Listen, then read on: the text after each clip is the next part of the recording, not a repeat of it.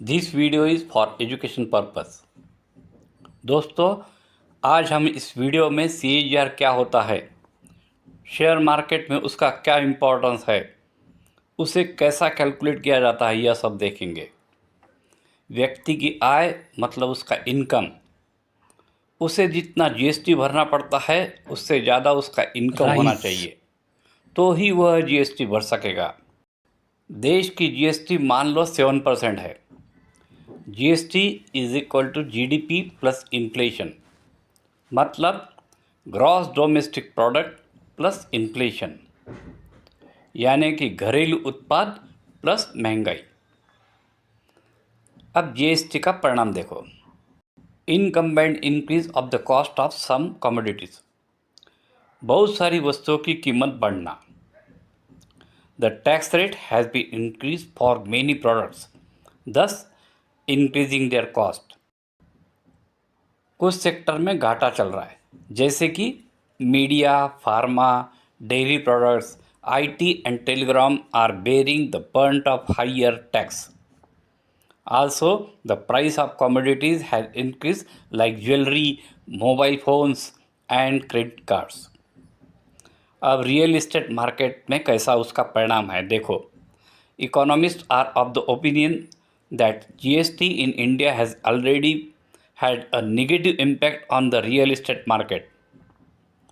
It has added up to 8% to the cost of new homes and reduced demand by about 12%. बहुत सारे अर्थशास्त्रियों का कहना है कि GST का निगेटिव परिणाम रियल एस्टेट मार्केट पे हुआ है। इस प्रकार GST बढ़ने से महंगाई बढ़ती है और GDP घटती है।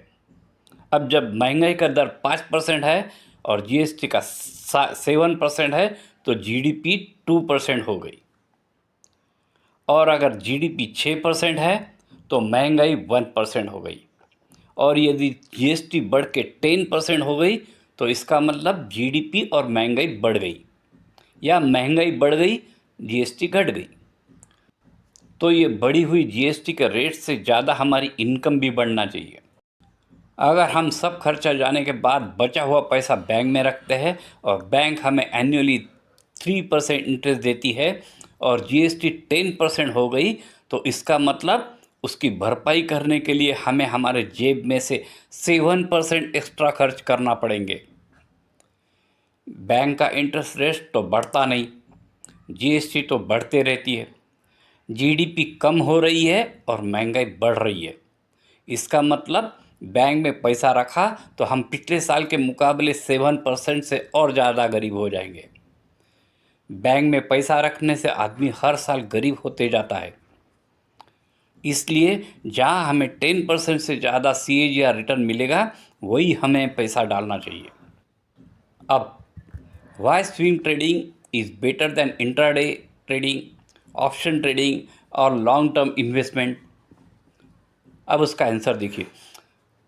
अगर हमें इनिशियल अमाउंट पता हो और रिटर्न का CAGR और इन्वेस्टमेंट जनरेशन पता हो, तो हम अपने इन्वेस्टमेंट का फाइनल अमाउंट इस फार्मूले से निकाल सकते हैं। देखो, final amount is equal to initial amount into bracket 1 plus CAGR upon 100 bracket close raised to T। यहाँ पे T is equal to time, कितने टाइम के लिए हमने इन्वेस्टमेंट किया है, दैट इज इन्वेस्टमेंट ड्यूरेशन ही।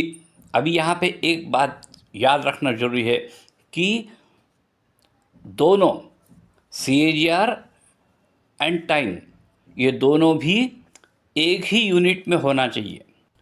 मतलब जब इंटरेस्ट रेट यह ईयरली है तब टाइम पीरियड भी ईयरली होना चाहिए। If interest rate is monthly, then time period must be monthly only. For example, अगर हमने 2 लाख रुपए 15% के CAGR से 10 साल के लिए इन्वेस्ट किए, तो 10 साल के बाद हमारा फाइनल अमाउंट बनेगा, final amount is equal to initial amount into bracket 1 plus CAGR upon 100 bracket close raised to T।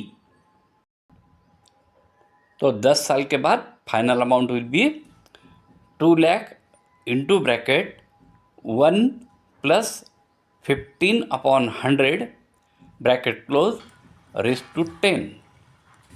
यह कैलकुलेशन हम साइंटिफिक कैलकुलेटर से भी निकाल सकते हैं। अब कैलकुलेटर में जाओ, साइंटिफिक कैलकुलेटर ऑन करो, 3 बार ओपन ब्रैकेट को क्लिक करो। अब हाँ, ये अमाउंट आ गया 8,09,112 रुपीज़। इसका मतलब 8,09,112 divided by 2 lakh is equal to 4.04 गुना अपनी रकम हो गई।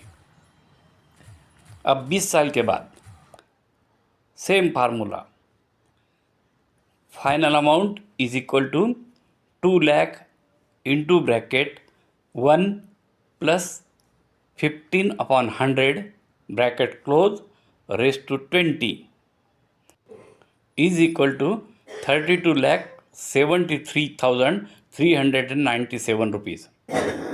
इसका मतलब 72,73,397 divided by 2 lakh is equal to अब 16.36 गुना अपनी रकम बढ़ गई। अब 30 साल के बाद final amount is equal to 2 lakh into bracket 1 plus 15 divided by 100 bracket close raise to 30 is equal to 1,32,42,354 rupees. इसका मतलब 1,32,42,354 divided by 2 lakhs is equal to 66.21 गुना उसकी रकम बढ़ गई, 66.21 टाइम्स। जितना ज़्यादा साल पैसा इन्वेस्ट करोगे उतना ज़्यादा रिटर्न आपको मिलेगा, कम समय में पैसा बर्बाद हो जाएगा। It means if you invest the same amount for longer period, your initial amount will be multiple several times, depends on the time period. If you invest your same amount for short term or in option trading for 1 week expiry or intraday for the same day expiry, time period will be less and you will get rise in percentage only and not in multiple times. So only long term investment is recommended and not intraday, option trading or short term trading, and hence the people lose their money in short period trading. इसलिए लोग short period में अपना पैसा गंवाते हैं। In long term investment, patience is required. Several times you will face the ups and downs. Long term investment में आपको patience की बहुत ज़रूरत होती है। Therefore, fundamental analysis of that industry and stock is must. This is the power of compounding. CAGR। अब आगे यहाँ पे हमने एक ही बार 2 लाख रुपीज़ इन्वेस्ट किए, मगर हम अमाउंट को हमेशा इन्वेस्ट करेंगे, say in 1 year 1 lakh rupees invest करेंगे, तो it will take near about half period, आधे वक्त में उतना ही अमाउंट मिलेगा। And if we invest 2 lakh rupees in 1 year, then it will take 1/4 time period only. मगर यहाँ ख्याल रखो कि लॉन्ग टर्म इन्वेस्टमेंट में रिस्क ज़्यादा है, क्योंकि fast change in technology, the company products में गेट आउटडेटेड एंड कंपनी में क्लोज। फॉर एग्जांपल, टाइपराइटर गया, नोकिया डूब गई, रेडियो बंद हो गया, अब नई AI टेक्नोलॉजी आई। Second, test and likings of the consumer में चेंज, अब आइसक्रीम कोल्ड ड्रिंक्स का कंजम्पशन कम हुआ है। कोरोना के बाद लोग घर का खाना पसंद करने लगे। वॉर में take place, just like Ukraine Russia war, Israel Palestine war. चौथा, गवर्नमेंट पॉलिसी में चेंज, जैसा कि कोल एनर्जी से विंड एनर्जी तक पॉलिसी चेंज हुई। पांचवा, फेड और आरबीआई के इंटरेस्ट रेट में कट होना। छठा, फॉरेन इन्वेस्टर्स अपना शेयर्स कम कर रहे। सातवां, after covid everything has been change and so on. उससे अच्छा शॉर्ट टर्म ट्रेडिंग करो, धीरे धीरे पैसा बढ़ाओ और निकल जाओ, यही ठीक है।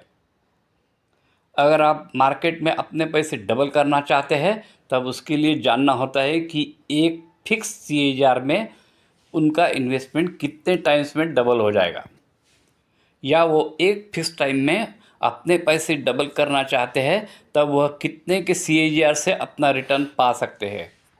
इसके लिए एक आसान फार्मूला है, इसे थंब रूल ऑफ 72 कहते हैं। अब देखो, thumb rule of 72, time to double the amount is equal to 72 upon CAGR. If CAGR is 15%, then time required is equal to 72 divided by 15 is equal to 4.8 years will require. Now, if CAGR is 24%, then time required will be 72 divided by 24 is equal to 3 years will require. अब CAGR is equal to 72 divided by time to double the amount.